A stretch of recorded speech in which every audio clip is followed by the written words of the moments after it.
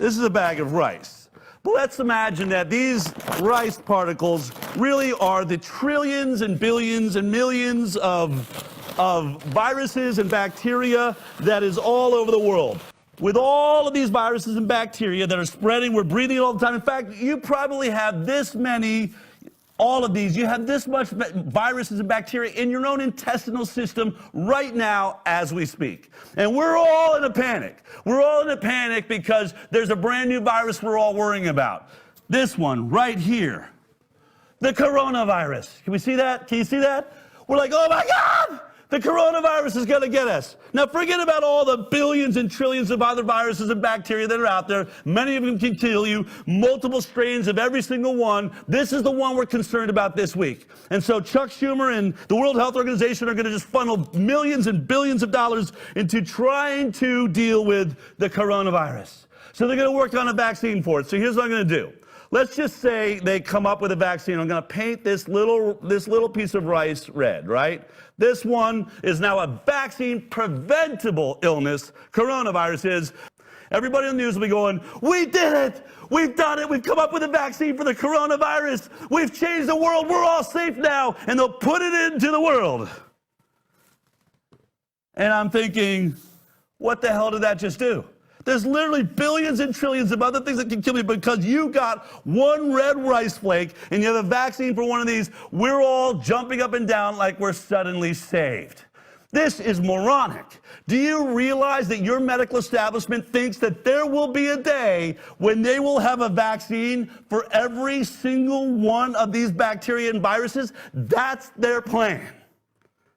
Does that sound stupid to you? Let's take it a step further, shall we? Let's say that this is an immune-suppressed child floating in a sea of bacteria and viruses. This is why we all have got to vaccinate ourselves, is to protect this one immune-suppressed person, okay? This is the theory. And out of all the billions and trillions of viruses and bacteria right here, that's how many we currently have vaccines for that are in our system. Okay, let's go through these. I'll read them until I get it right. We've got hepatitis A. We got hepatitis B. We have rotavirus, tetanus, pertussis, measles, rubella, Hib. You get the idea. 16 preventable diseases. And that has made us safe. The CDC said, you better get with this program. You better get with this program because these 16 viruses and bacteria that we can protect you from are going to save the world. And I'm looking at all of this and saying, how can you be so stupid to say that? This immune-suppressed child at school is not protected for any of these others, just the vaccine-preventable ones. And somehow the anti-vaxxers are putting us all at risk because they won't take those 16 vaccines for those viruses and bacteria. And we're all saying, but what about the other trillion? That this kid or this immune-suppressed person is always going to be coming in contact with many things that can kill them. This doesn't make any sense. And you are trying to force these products on us because of what? Literally a drop of water in an ocean. This cannot be the approach to health. But why has it become the approach to health? Let's talk about this immune-suppressed person, okay? When we think of measles, here's what we know about measles. That back in 1961, when they looked at the stats on measles, you could say that 1 in 500,000 people died because that's the entire population. Or if you were infected, 1 in 10,000 of those being affected would end up dying. So 1 in 10,000, otherwise known as a 0.0001% chance of dying if you catch the measles. Okay? Now let's think about that. Let's think about, we are talking about the immune-suppressed person is the 0.001% of us. Can I bring up a chart of people? Can I show you this? Bring this up here. Can we see this over here? Where am I looking? Right there? Right there. Okay.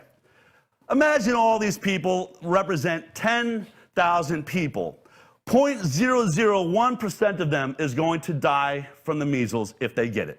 0.001%. Why didn't pharma make a product for the 0.0001% of us? Why didn't they take care of that person? Because the 999% of us do just fine with the measles, end up having lifelong immunity, which creates herd immunity. Why didn't they just take care of the 0.001%? You know why. Because this wouldn't make as much money as this. This is what makes pharma money. Instead of taking care of that one person, make everybody else take a product to take care of the 0.0001% of us.